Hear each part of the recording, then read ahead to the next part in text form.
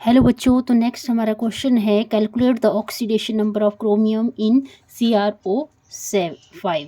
ठीक है, तो इसमें हमने ऑक्सीडेशन नंबर निकालना है किसका, क्रोमियम का। ठीक है, जैसे हमारे पास जनरल अगर हम बोलें तो CrO5 जनरल हम अगर निकालें, जैसे हमने ऑक्सीडेशन नंबर निकाला कि क्रोमियम का निकालना है तो हमें इसको X मान लेते हैं और यहाँ पे ऑक्सीडेशन स्टेट -2 होती है, तो is equal to 0, x is equal to -10 is equal to 0, x is equal to 10। But ये जो क्रोमियम है, क्रोमियम की ऑक्सीडेशन स्टेट 10 नहीं आ सकती है, तो ये गलत है।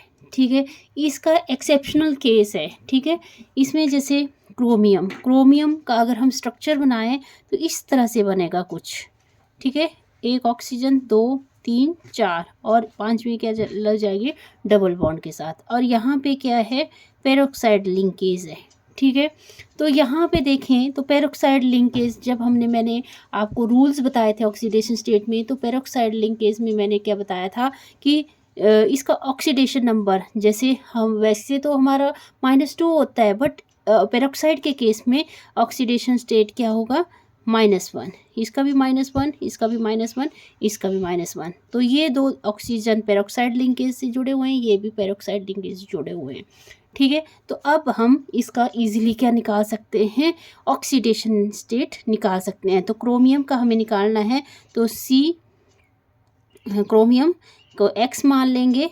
ठीक है, और कितने ऑक्सीजन, 4 ऑक्सीजन, जिसमें ऑक्सीडेशन स्टेट हर एक की क्या है, -1। और यहाँ पे ऑक्सीडेशन स्टेट जो डबल बॉन्ड के साथ लगा है ऑक्सीजन, उसमें ऑक्सीडेशन स्टेट क्या है, -2।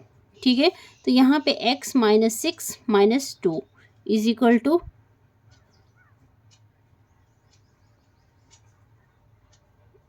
2।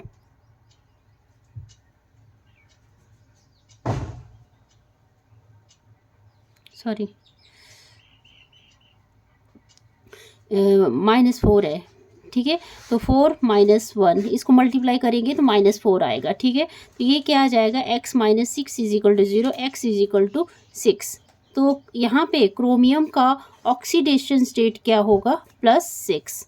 ठीक है, तो ये एक्सेप्शनल केस है, इम्पॉर्टेंट है, और आप इनको ईजिली सॉल्व भी कर सकते हैं। ठीक है, तो नेक्स्ट क्वेश्चन है calculate the oxidation number of sulphur in H2SO5। तो ये जो H2SO5 है, इसको बोलते हैं हम कैरोस एसिड। ठीक है, अब यहाँ पे भी जनरल अगर हम ऑक्सीडेशन स्टेट निकालें H2SO5 की, तो क्या निकलेगी, ऑक्सीडेशन स्टेट हाइड्रोजन की 1 होती है, और X सल्फर की हमें निकालनी है, इसको हम X मान लेंगे, और ऑक्सीजन की -2 होती है। तो 2 × 1 + X + 5 -2 इज इक्वल टू 0। तो यहाँ पे 2 + X - 10 is equal to 0, X - 8 is equal to 0, X is equal to 8। तो 8 ऑक्सीडेशन स्टेट सल्फर की नहीं हो सकती है। ठीक है, क्यों नहीं हो सकती, क्योंकि सल्फर का एटॉमिक नंबर 16 होता है, तो 2, 8, 6 आउटर मोस्ट शेल में 6 इलेक्ट्रॉन होते हैं, तो इसकी ऑक्सीडेशन नंबर 6 हो सकता है, बट 8 नहीं होगा। ठीक है, तो यहाँ पे हम स्ट्रक्चर मेथड से समझेंगे कि कैसे हम इसको फाइंड आउट कर सकते हैं। तो सल्फर डबल बॉन्ड, और यहाँ पे ऑक्सीजन और हाइड्रोजन। ठीक है, और यहाँ पे भी ऑक्सीजन और ये हाइड्रोजन। यहाँ पे देखें तो यहाँ पेरोक्साइड लिंकेज हो रही है। पेरोक्साइड लिंकेज का मतलब है यहाँ पे -1 ऑक्सीडेशन स्टेट होगी, और यहाँ पे भी -1 ऑक्सीडेशन स्टेट होगी, और ये डबल बॉन्ड के साथ ऑक्सीजन जुड़ा है, तो ये ऑक्सीडेशन -2 होगी। यहाँ पे भी ऑक्सीडेशन स्टेट माइनस होगी, क्योंकि यहाँ पेरोक्साइड लिंकेज नहीं है, और यहाँ पे भी -2 होगी। ठीक है, और यहाँ ऑक्सीडेशन स्टेट हाइड्रोजन के लिए 1 होगी, और यहाँ पे 1 होगी, और सल्फर की हमें फाइंड आउट करनी है। तो हम क्या करेंगे, X प्लस कितने ऑक्सीजन हैं, 2, 4, 6 और 8 -8।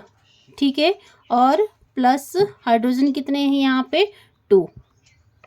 तो X - 6 इज इक्वल टू 0 और X इज इक्वल टू 6। तो जो सल्फर है, सल्फर का ऑक्सीडेशन स्टेट क्या होगा, प्लस 6। ठीक है, आई होप आपको ये वीडियो अच्छा लगेगा। अगर अच्छा लगे तो प्लीज़ वीडियो को लाइक करें, शेयर करें, सब्सक्राइब करें चैनल को। Thank you, have a nice day.